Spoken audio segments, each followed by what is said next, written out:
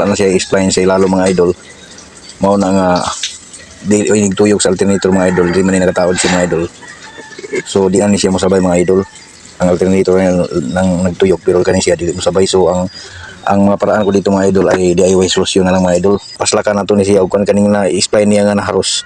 Paslakan nato ni siya mga idol og kining may naman ko mga karaan nga sakit nga one half drive.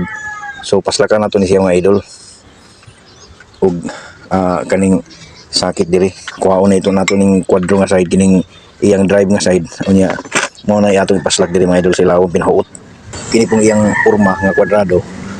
Pormahon po nato ning iyang kuan mga idol kay ang sapti nga mo kwadro po ni siya para mohaom ning iyang sakit diri mga idol para masave nato ng alternator mga idol kay sayang magod mo na style na ko diri mga idol kung pananglitan nga madala pa og DIY nga solusyon kay sayang manggod gawas kinta kung dako ng mga problema kay pwede na nato ni siya ilisan pero kani man lang ang problema mga idol sayang sa buong ay dispose nato ni.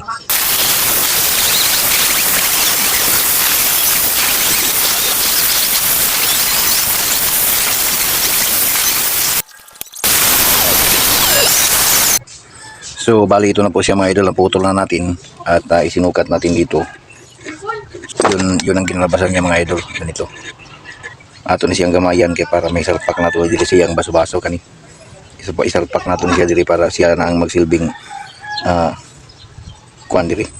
Muhawi diri kay para mutuyok po di gapil. Ito na siya mga idol.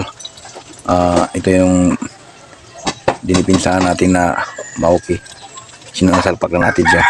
So kasyang-kasya na siya dito mga idol. Ayan.